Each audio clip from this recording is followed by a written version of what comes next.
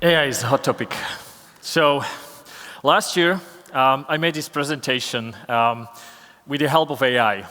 And so it was very natural for me this year, because developers are lazy, to go back into that chat and just type, do a follow-up. If only it was that easy, right? So we have two types of sessions. We have business track, we have technical sessions. This will be more on the philosophical side, again.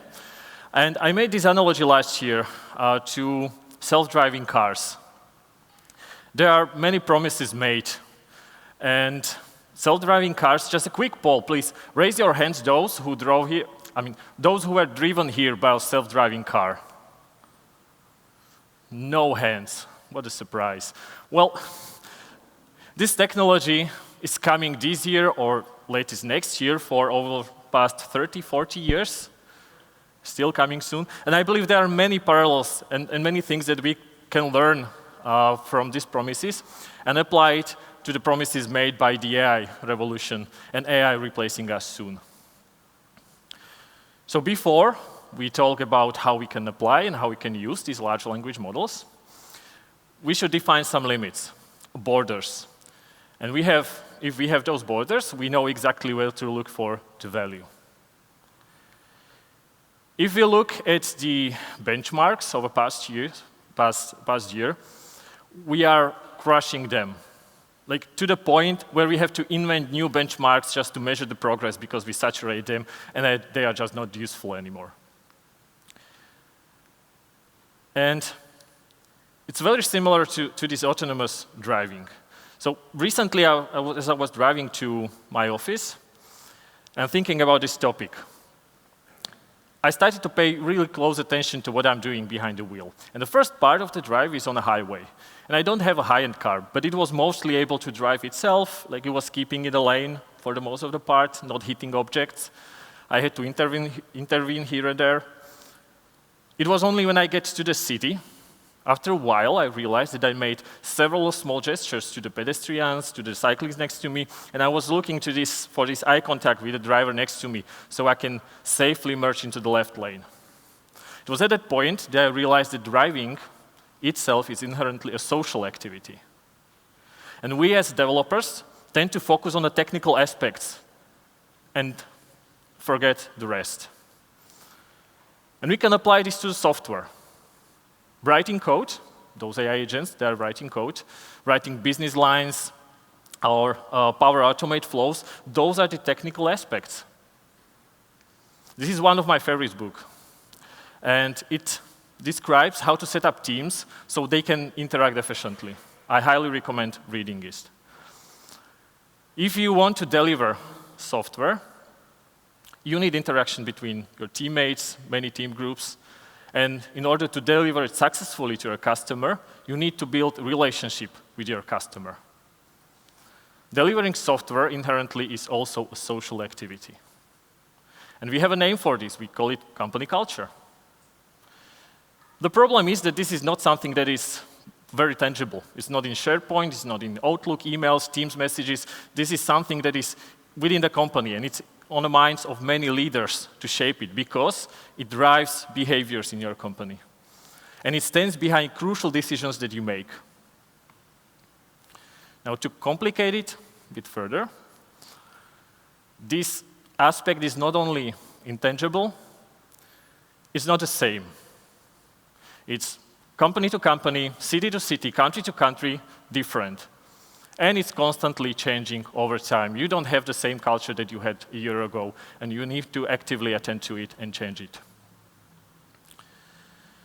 And to complicate it even further, according to the latest KPMG study, majority of people would prefer if managerial decisions are being taken in cooperation with the AI and large language models.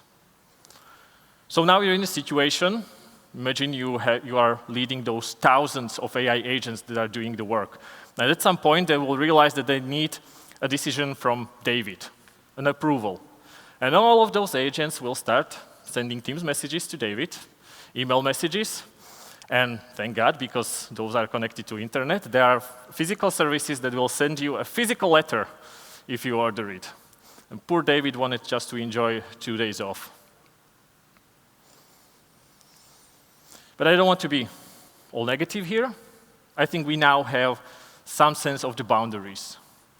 If you can describe your problem and all the parts within the context, you can use the value that large language models are already bringing. And I want to show you 3 areas and 3 use cases where we are currently using the AI and large language models to bring that value. So the first one, what they are really good at, is text. So they are able to analyze.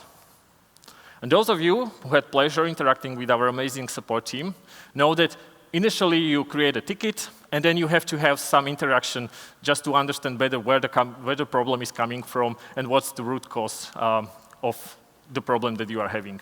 And really fast, the whole conversation can get pretty long. So if you pass this to a developer for fix, now he has to go through the whole conversation again and understand what the problem is. Well, that's the case for large language models. So before we pass it to our developers, we generate a summary. Now he can just look and see what the original intent was, what the goal the customer was trying to achieve, and see the current latest status of the ticket and who is supposed to take the next action. And this is not just saving time for the developer. Now, we all have some limits on mental capacity that we can deploy. So by saving this efforts to him, he can focus on solving the actual problem and not just reading through the long text. He can also follow up on the discussion if he needs to get more detail. And the last thing that we are experimenting with is we are trying to provide it more context from our wiki and academy and let it to suggest solutions for the problems. Now here we run into the problems and the limits really fast. You need to have really broad understanding of your customer, the relationship, the goals that the customer is trying to achieve on a larger scale to really help. It's just not enough to provide just technical documentation from wiki or any other source. So that's our first use case. Now the second kind of value, if you can summarize, if you can analyze, the second thing that these large language models are getting better, last year specifically, is they can reason. And I want to show you, we have multiple use cases, but I want to show you the very edge of what we are trying to push this, to which we are trying to push these large language models. So this is the first, and so far the only one, fully generated bug fix that was shipped with the previous version inside our application. And here we were facing really fast the limits that I'm talking about. Like, you need collaboration, you need a broader understanding of the problems. This specifically was concurrency issue and was very local to a specific file, so it was able to solve it. I mean, this in itself is impressive. If you asked me 2 years ago, I would say, like, no, this is not happening. And now we are progressing really fast. The third, logically, if you follow the steps, you analyze, you reason, and then you let them to act. This is one of the first deployments of AI agents that caught my eye, and it's done in collaboration with McKinsey and Microsoft. And what they did is they allowed the large language models to analyze incoming emails, extract necessary information, and then automatically forward the email to appropriate person for future processing. And I don't know how about you, but I am being flooded daily by tons of emails, and I'm struggling with it. I was like, well, this is a nice use case. I like this. I'm an engineer, so I built my own version of this.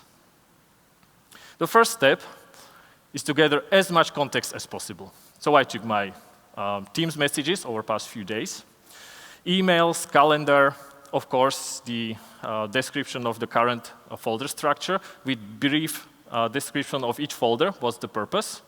So the large language model has as much context as possible.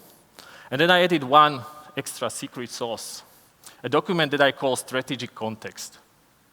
Now what this contains, it's 2 to 4 pages long, and it outlines my priorities.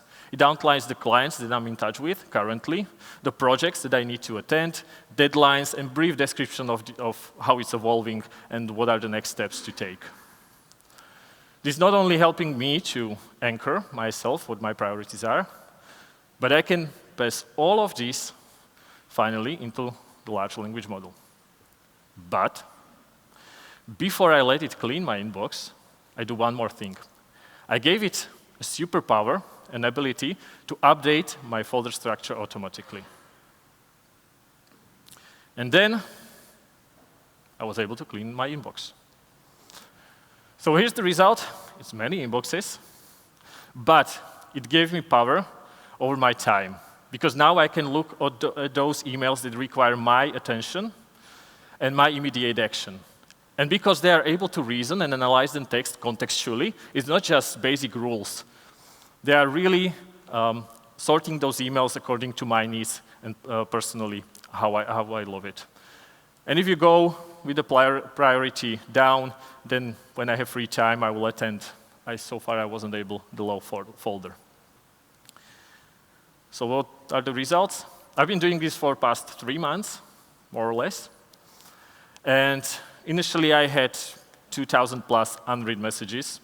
And this is the first time in past 15 years that I'm living with this. Who of you, just briefly raise your hands, remember that there is this image in Outlook when you clean your inbox? It's a wonderful feeling going home with this, all done for the day. There is one more value that is not really obvious from the first glance. So the strategy context is mostly manually curated, and I use it personally to anchor myself. But because I have all of that context, I can create this loop and feed it back to the large language model.